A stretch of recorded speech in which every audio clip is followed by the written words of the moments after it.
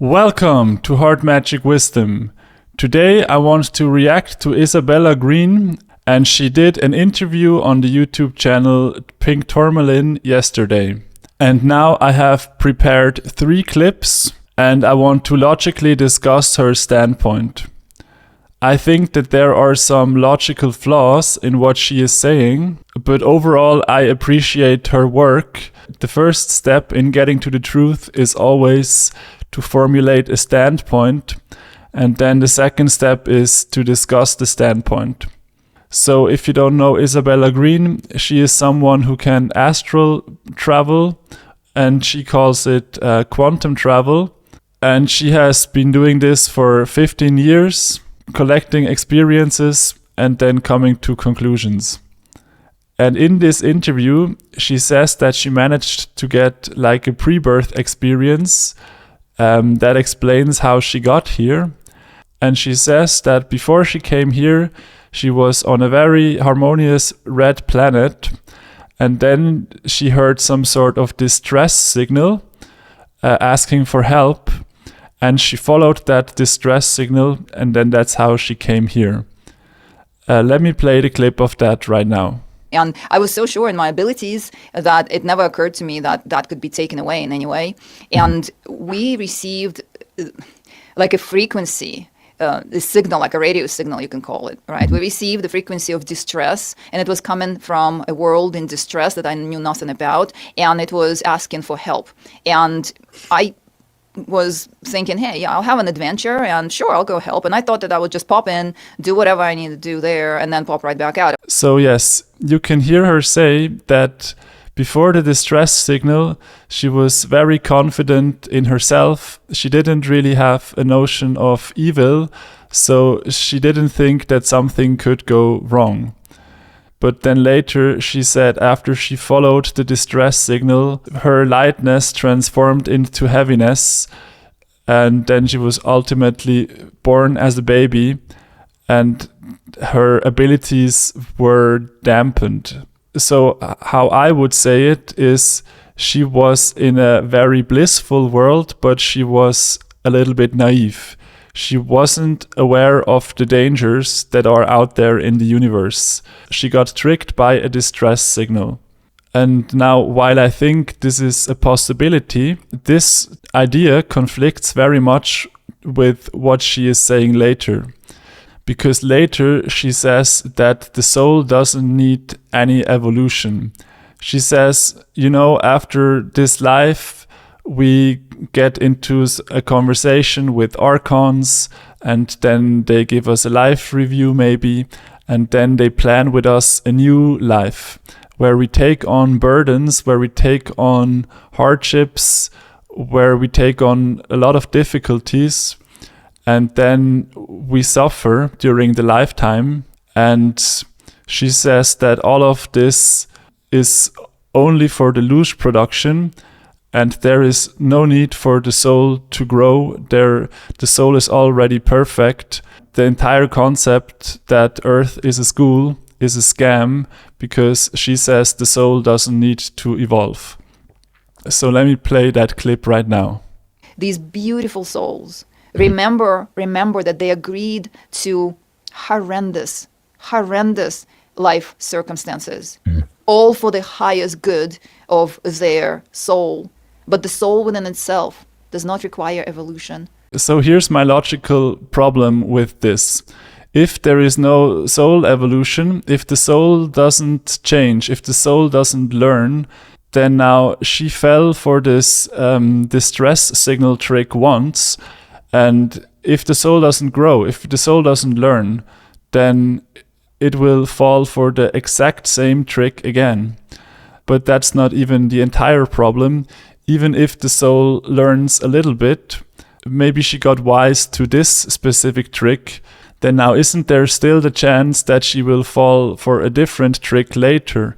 Because isn't the problem that there in general is evil in the universe, and it's using trickery, and it's like a cat and mouse game where the evil will also get better over time. And so let's say if all the souls become immune to this kind of distress signal trick, then it will try to come up with a new strategy because the evil is still there.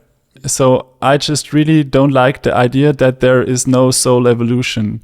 I am totally on board that something is fishy here and something is up with like these people who talk to us after death and then they tell us we have to plan our next life. I mean, I would question that. Why do we have to plan our next life?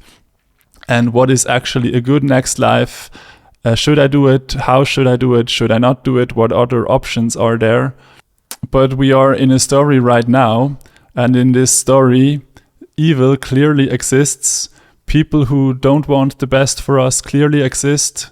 And if one strategy of evil stops working, then evil will come up with a new strategy.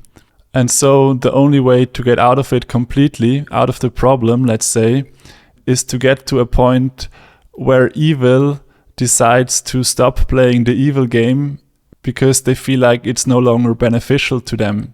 But instead, her plan is to just escape to the true void, is what she calls it. And what she does is she practices some sort of cosmic cobra breath, and this allows her to jump to the true void right now in this incarnation. And her plan is to do the cosmic cobra breath jump, the quantum jump, exactly at the time of death. And then she thinks she will get out of the entire game completely. So that's her strategy. Let's listen to the clip. The purpose of the practice is to create the skill for the soul to do the quantum jump at the moment of passing. And she describes the true void as the best possible place, the best possible feeling, and it feels more home than anything else. But I ask myself, if we left home one time before, because we are now here in this story, in this matrix, then somehow there was a reason to leave. And now she goes back into the void. Maybe even if her plan works, she goes back to the void, and now she's there for 1 billion years, for 10 billion years, for 1 billion years. What's her plan? Is she going to stay there forever? I know she's going to say there is no time there, but like we went out into experience before. So does she say now, well, I have seen it once and for all, and I will never go out again? And is it even possible? Because like, how do we even control the desire? You know, in the first place, let's say the starting point was we started at the true void. And now at some point, we obviously went into the matrix because we are here now. And how did that happen? Did we choose to do it? Well, maybe we chose it, but first there needed to be a desire. And now the desire was just there. We couldn't choose to have a desire or not. The desire just kind of came. And then now we had to make a decision. And depending on how big the desire is, now maybe we followed the desire, or maybe it even happened automatically because like in the true void, you really desire something, then you kind of get catapulted out. But even if it's not like this, even if you can hold this state forever, because it's apparently so great, then her answer would be, well, we started at the true void, and for some reason we left it, and now we found back to it, and now let's never do it again. And somehow that just doesn't feel like the correct attitude to me.